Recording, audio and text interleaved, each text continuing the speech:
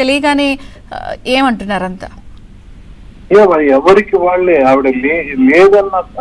యాక్చువల్గా నేను ఈ వార్త తెలియగానే మొట్టమొదటిగా నేను శైలజ గారికి చెప్పాను, అలాగే మణిశర్మ గారికి చెప్పాను. వాళ్ళందరూ కూడా షాక్ తెలియగానే. అయ్యో నిజమా అని నిజంగానే అసలు చాలా అందరూ ఎవరికి వాళ్ళే వాళ్ళు ఎవరు వాళ్ళ కుటుంబంలో సొంత మనిషి దూరమైన ఆ ఎక్స్ప్రెషన్ ని, ఆ బాధని వాళ్ళు మనకు వ్యక్తం చేయడం జరిగింది.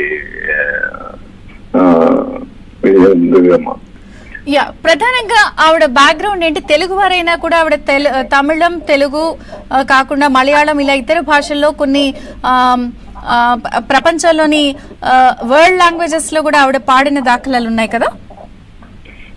నెంబర్ ఆఫ్ లాంగ్వేజ్, దాదాపు 13-14 లాంగ్వేజ్ లో ఆవిడ అద్భుతమైన పాటలు పాడారు. యాక్చువల్ గా ఆవిడది గుంటూరు జిల్లా రేపల్లె తాలూకాలని పల్లపట్ల అనే గ్రామం. యాక్చువల్ గా జానకి గారి తండ్రి గారు ఆయుర్వేద వైద్యులు. వాళ్ళ ఇంటి పేరు అయితే సిస్టా వారు. ఇక ఈ దాదాపు 6 సంతానంలో ఈవిడ 4వ సంతానం.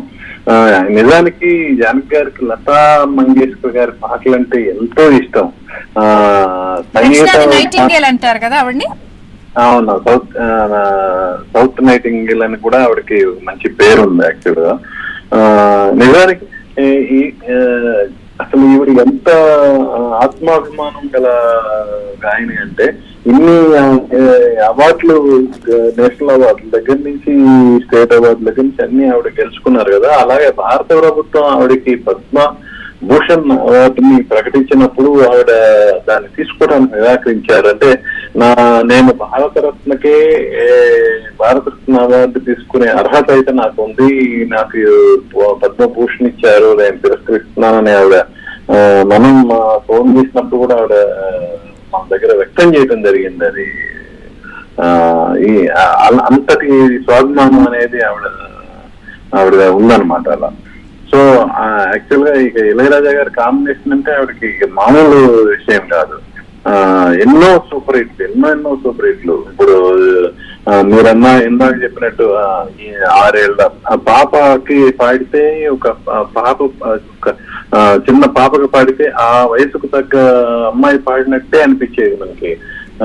ఇక గోగుల్లో తెలంగాణ పాట చూసుకుంటే సేమ్ ఒక చిన్న పాప పాడిందేమో అన్న ఇది మనకి అనిపిస్తుంది.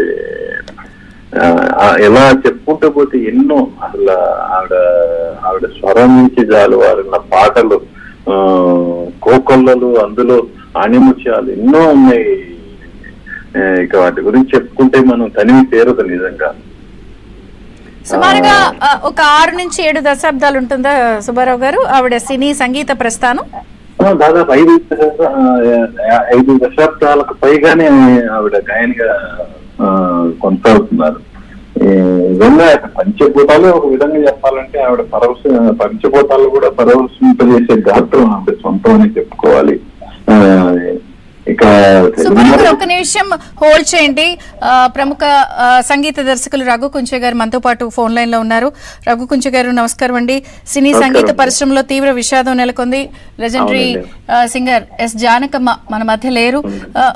మీకు ఎటువంటి అనుబంధం ఉందండి ఆవిడతో? అమ్మ